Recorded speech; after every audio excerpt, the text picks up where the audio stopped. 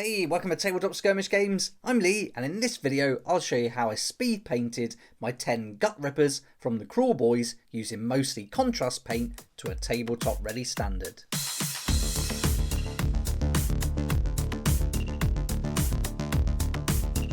In this video we'll be painting our gut rippers from the Dominion box set using some nice quick and easy methods, getting them tabletop ready.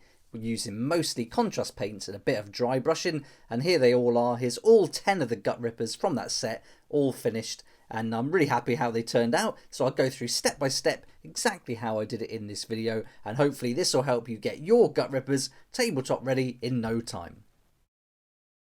I'll be painting all 10 gut rippers at the same time, but I'll use this guy as the example for the video, and he's been primed and ready to go using the Citadel colour Wraithbone contrast undercoat paint. And if you'd like to see how I did the base for this miniature, then I've done a separate video on that, and that's available on the channel too, and I'll put a link in the description, and also you can click at it at the end of this video.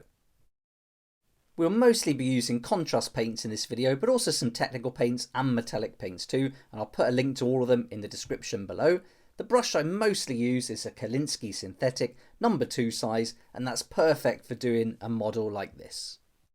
Okay, let's get started with some contrast snakebite leather, and we're going to put a nice generous coat of this across the whole base on everything except the skull. And I've gone for a bigger brush for this part just to speed things up. This is just a large cheap brush that holds a lot more paint, so covering these large areas is going to be a lot quicker. So just one coat of that is all we need. And there you are, you can see that I've done that in all 10 models. So I do each stage on all the models and then move on to the next paint, which is Skeleton Horde. And I'm just going to put a good dollop of that on every skull. So you can see I'm putting quite a lot on here, really working it into those recesses, the eye sockets and the teeth, because this dries quite pale. So we want a lot in there to get that dark recess. Then I take some base Leadbelcher paint and I'm going to block in all the areas that I want to be metal. So this is going to be the weapon here, the blade. We're also going to paint that little bit, that little spike or those nails that are in the base of this spear as well. So give them a nice generous coat. And we're just going to use one coat of this. So I'm using it straight from the pot. I don't water it down, and I just get it on there. And also on these shoulder pads as well. So being quite generous with the paint, but a nice even coat. And then we're going to cover this with some contrast paints later on. So again, we're going for tabletop ready. So we're going quite quick. But I'm trying to be as neat as I can. I don't want to make any mistakes that I have to go back and kind of tidy up with a Wraithbone paint. So take my time. Here, especially on the teeth, I want to give those a little coat of metal. And this is a fiddly bit. So I found that this metal is the longest stage of this whole process. And once you've got that done, things really speed up. And there we are. All those models now are blocked in with that metallic Leadbelcher. Now we're going to take some contrast Plaguebearer flesh, and this is going to be applied to all the areas of skin and a nice even coat all over. I'm not putting an awful lot of paint on here, so my brush has not got a lot of paint on, and we won't be using this Plaguebearer flesh for any shade. We're just going to use it as a base colour, and then later on we'll put a darker shade over the top that's really going to bring out all the texture of this model, and that's going to do all the work for us. So this is really for colour more than anything, and a nice even coat all over, just picking out all those different parts of the model. So we go over the hands there. Again, be careful not to go over other sections, so just really stay within the lines for a nice neat paint job there. And again on those feet, we can be a little bit more messy on the bottom because it doesn't matter if a little bit goes on to that snakebite leather we've already done. And there we are. There we go. All the skin areas now done on all the models. So now we can move on to the next colour, which is going to be Gore Grunter Fur. And we're going to use this to go over all the areas of leather. So all these leather materials that they're wearing that are stitched together, and get a nice coat of this. And this is a great brown, I think, for the gut rippers because it's got a kind of orange tone to it. So this is going to work really nice against that green. I think they're going to balance and work nicely together. And then all the kind of straps we're going to do in a snakebite leather. So just avoid those straps. And there we are, all 10 done again. So each stage on all the models before moving on to the next one. Now we're back to that snakebite leather, and now I'm going to go over all the bindings around the legs, around the wrists, and also the straps that you can see across the chest.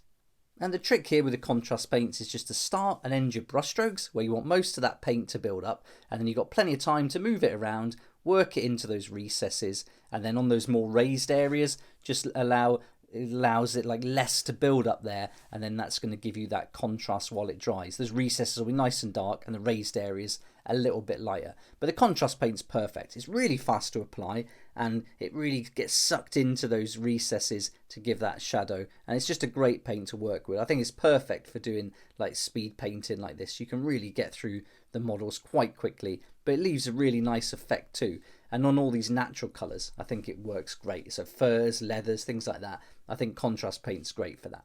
I'm also going in here behind the shield where we've got all the straps and bindings and giving a nice coat of that in there as well. So that's us done with all the leather straps, and you can see all the models are now starting to get there. So things really do pick up at this point. And now we're going to take some contrast wildwood, a nice dark rich brown and this is going to go on all the handles of the wood. And you could use this for the leather if you wanted to, if you wanted more of a dark brown look, but I really like the way the orange comes through on that Gore Grunter Fur. But this wildwood is a perfect way to do the wood for the spears. I think it's a nice colour.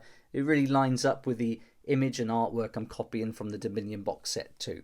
So there we are, that's all done now, so not much to do. We're moving on to the shields next, and we're going to take some Blood Angels Red, and I'm going a bit more generous with the paint now. There's a lot of texture on these shields, and I really want that paint to work its way into those recesses and give us a little bit of shade. So I'm putting quite a lot on, and then really working my brush in.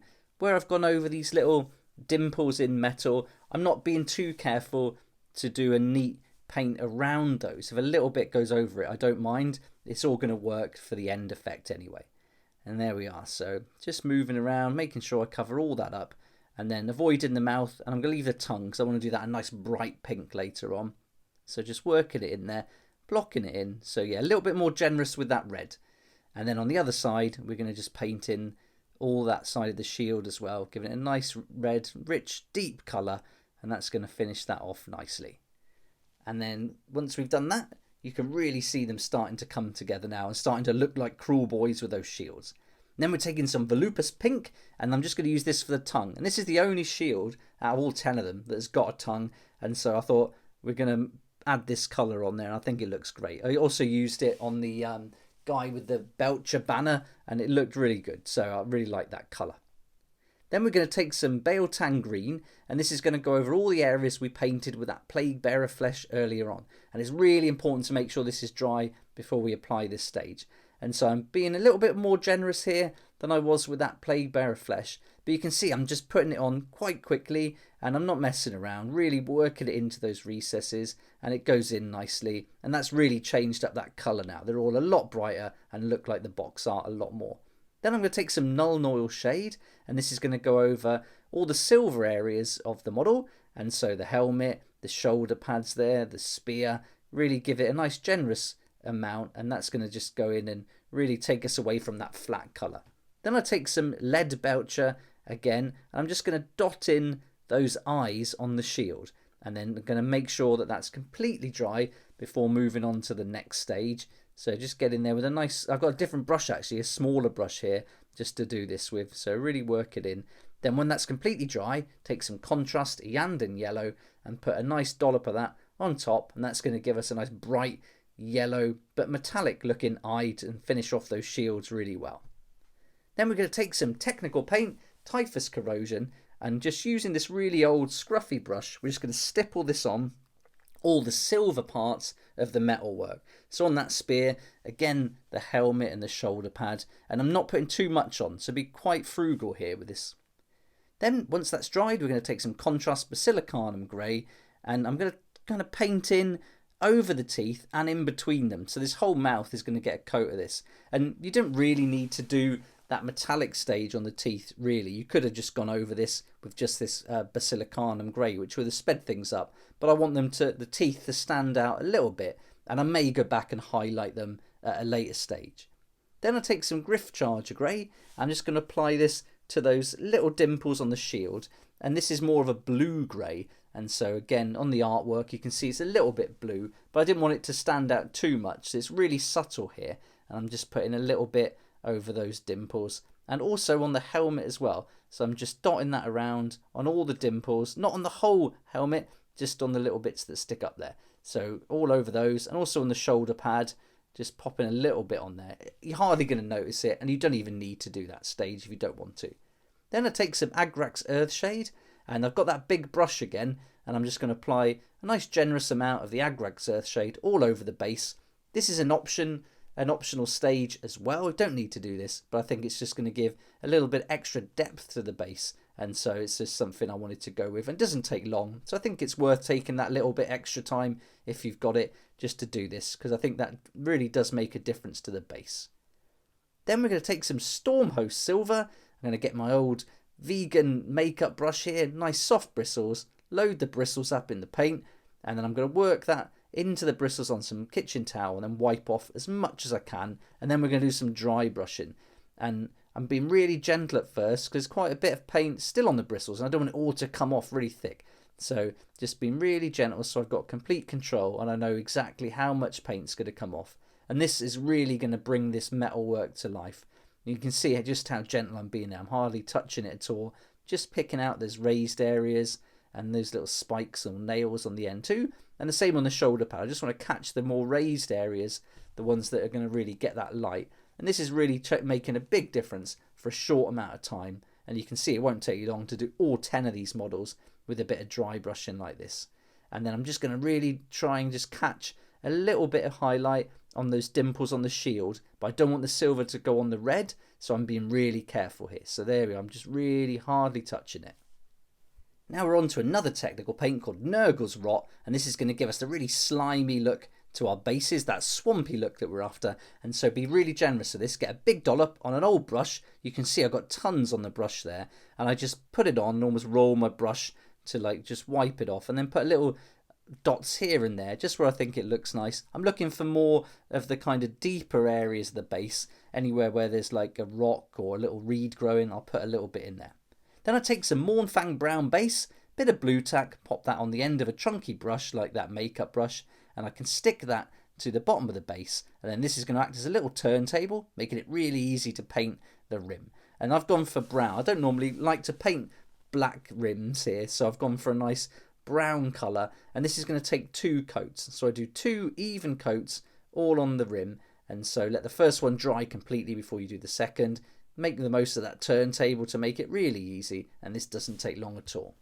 And there we go, we're all finished. So that's the final stage, and I was really happy with how these gut rippers turned out. Nice quick and easy techniques to get them tabletop ready with mostly contrast paints. And if you wanted to do a little bit more work on these, you could maybe do some highlights on the shield, and I've done that on my killer boss because those more hero kind of figures I wanted a bit more detail. And to do the highlight on the shield, I'd recommend doing a dry brush of Wild Rider Red and then another dry brush of Troll Slayer Orange, and that'll highlight those shields up really nicely. And also you could put a little highlight on the teeth of those shields if you wanted to. But for me, this is great. They're tabletop ready. I'm getting close now. I've done over half the box of that Dominion box set, and so I'm almost ready to get stuck into battle, and I can't wait. So I was really happy with how they turned out. I took my time, did it nice and neat, and I think I got some nice results. But I'll put a link in the description below to all the paints I used in this video, and there'll be affiliate link to Element Games, but it won't cost you anything extra. In fact, you can save up to 20% there on all your game products and your paints. And for every sale made through an affiliate link, I get a small commission, and that's going to help me do loads more videos like this. And you also support the channel, so thanks so much for that. I really appreciate it.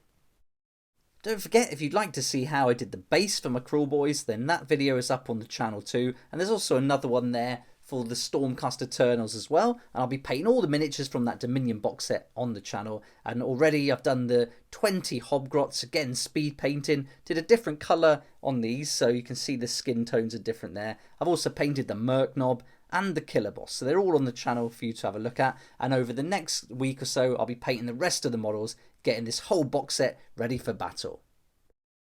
I hope you enjoyed the video, and I also hope it gave you a nice idea of how you can get your gut rippers painted to a nice tabletop ready standard with some quick and easy techniques. So thanks so much for watching. Please like if you like it, subscribe for more videos like this, and don't forget to hit the notification bell to join me next time on Tabletop Skirmish Games. If you like this kind of content and would like to support the channel, then please check out my Patreon page, and thanks to everyone who's joined so far. It's really awesome. We hang out on Discord, talk about the hobby, share ideas and help each other out, and you'll get some perks there that you're not going to find anywhere else. So I'll put a link in the description, and it'd be great to see you there.